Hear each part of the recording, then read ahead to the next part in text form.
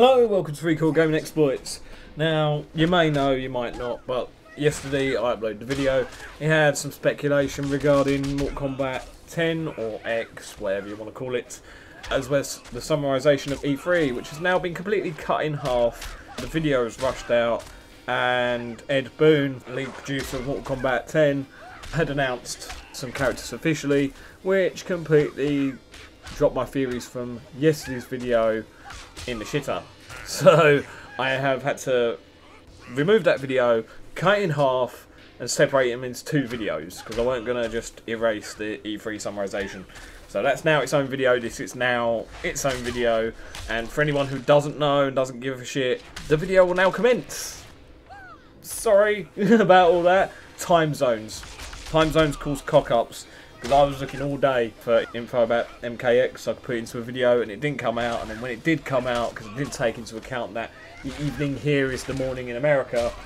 Yeah, sorry. Anyway. So, there have been new characters announced. Obviously, there's the two characters that we actually saw in the trailer and two extra characters, which is nice. Firstly, we got Devora, which was the insect lady. She's half human, half insect. And yeah, that's pretty much all we know. Looks pretty cool though. I mean, I quite like her. She has a cool fatality. It tears the flesh off their face entirely, and then their jaw falls off and the skull hits the floor, and then she stamps on the skull. It's like overkill. Very, very much. Well, they're all overkill, but this is overkill. Also, we got, what was it? Ferrator. So, Ferrator is the weird big guy. I'm not sure if I like this character, because I don't know if it fits into the universe. I have no idea. But I personally don't feel like it's fitting right now. But as more characters roll out, it might fit in with just a new style of Mortal Kombat. I have no idea. The fact is, we saw Shinnok at the end of Mortal Kombat 9. So obviously he's going to be a part to play in the story. Whether it's huge or not, don't know. I'll get to that later. But obviously he's going to have his own combatants and allies fighting with him, just like Shao Kahn had his Goros and stuff. Shinnok's probably going to have his own allies, so that leads up to all these new species coming about and all these new different outworld type fighters. So that should be interesting. And then also we had the two other new characters is Cassie Cage. That's Johnny Cage and Sonya Blade's daughter. So they were fucking at some point. So, yeah, she's a thing now. I'm really intrigued to see what she's like. Apparently, she has a cross between Sonya Blade and Johnny Cage's moves.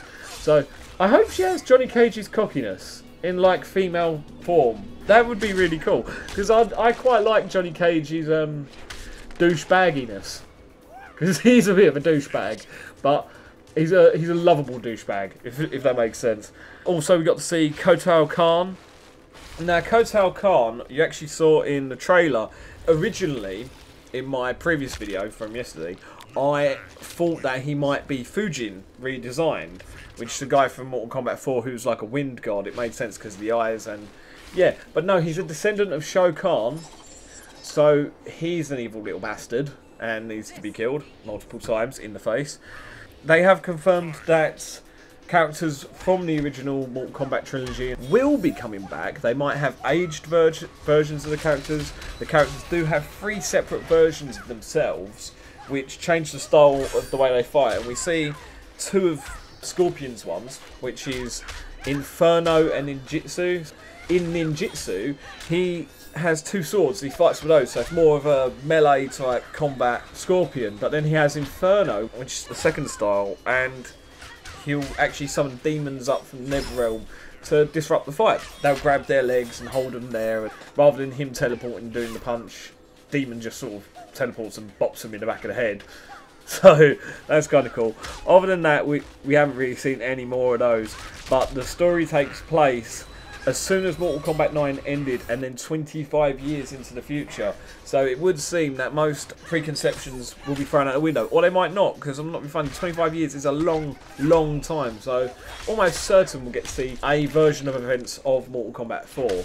Deadly Alliance, I don't know. I had no doubt, I don't think that'll happen. As for the main bad guy, it's not Shinnok at all, apparently. He's just in there. Or he will be in there. I suspect he'll be in there. because you can't just have him at the end of Mortal Kombat 9 giving it the big one, going, oh yes, we will destroy them all, and then not turning up. And start saying, coming in, fight outside school, and never turn up. Like, fuck off.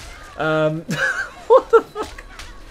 But yeah, so he's not the main bad guy, but apparently it's going to be a returning character that we wouldn't expect. Yeah, Shang Tsung's dead, potentially could come back, this is Mortal Kombat, but I doubt it, because, you know, Shang Tsung's a bit obvious, he's a big bad guy throughout the whole series. Shao Kahn, yeah, he's dead, he got murderized by the Elder Gods, but, I don't know, bringing him back now would just be a bit shit, I had to assume, or think, to be honest.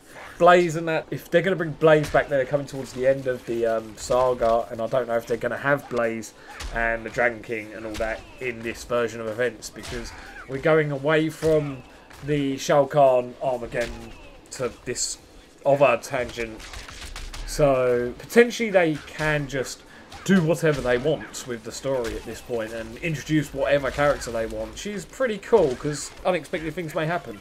Like, I don't know, I had a thought. The most unexpected event that could happen for me in Mortal Kombat, and it sort of mirrors the most unexpected event of a while ago.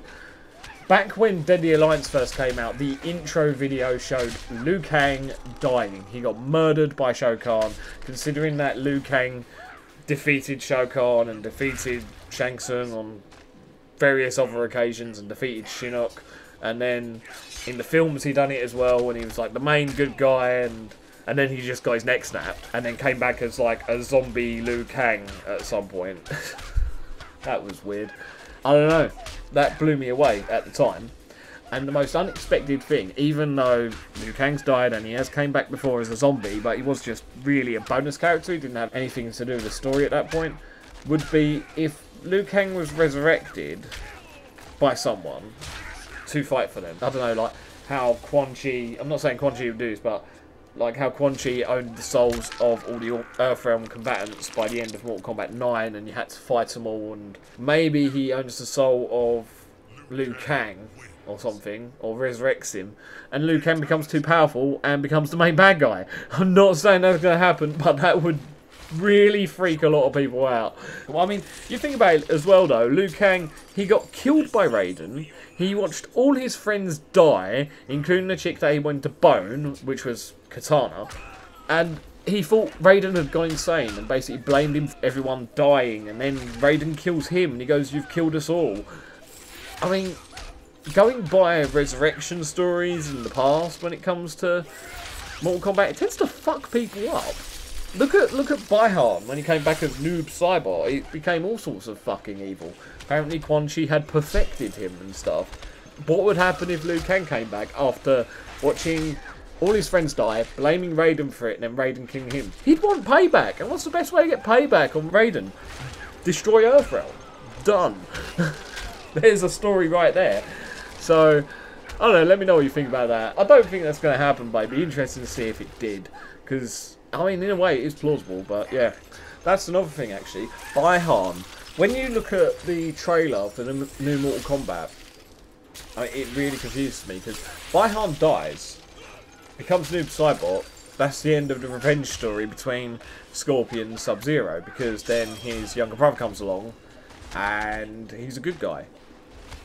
Sort of, they don't become friends, but I don't know. Scorpion lets him off in a way. Obviously, they have their scraps, but yeah, you know, you don't hear of the story of Scorpion went out and killed Sub-Zero's younger brother. That never happened. But with him saying, I'm sick of trying to prove my innocence, that suggests that it's Baihan, or it might be just the younger brother taking up the mantle of Sub-Zero, and Scorpion taking his rage out on him. I have no idea, but there's a possibility that that might be Baihan, which means that he wouldn't have died. It's all too fucking confusing, in a way. I have no idea what's going on there, so that'd be interesting to see unfold.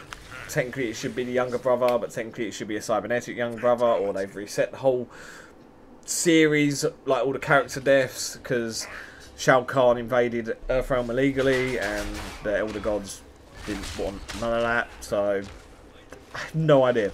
That one is just going to confuse the hell out of anyone at the moment. But we'll see what happens. I'm very excited about the game. 25 years sounds like a long storyline, which is good, because I did enjoy the story on Mortal Kombat 9, and it also seems like they've took into account the criticism for uninteresting character models. If you watch every review for Mortal Kombat 9, at some point in each review you'll hear someone say, and the character design was very uninteresting, mainly due to the palette swaps made back in the 90s. So every character looks the same or similar. Now, I don't think the character design was all that bad, personally, but it seems like with Ferrator, and I think they've addressed that issue though, when it comes to Ferrator, Kotal Khan and Devora. They're really interesting designs. They have half insect woman, a weird monster dude with a chick on his head that has knives, and Kotal Khan just looking like an evil bastard, really. So, I mean, like, it looks like they've tried to address all the criticisms of the previous game. I hope that the Injustice style interactions with the environment doesn't fuck with things too much, and I'm really looking forward to seeing what classic characters they bring back into the game. And it looks like you're going to have a mixture of quite a lot of new characters and a fair few old characters, so it'll be really interesting. It seems like they're taking the whole series in a new direction with a new storyline, and everything else after Mortal Kombat 4 can go fuck itself, or so it seems. So yeah, I mean, I'm quite pleased at the moment.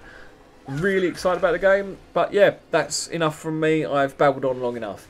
Thank you for watching Recoil Gaming Exploits. Do that stuff that every other channel tells you to do, and I will see you soon. Goodbye!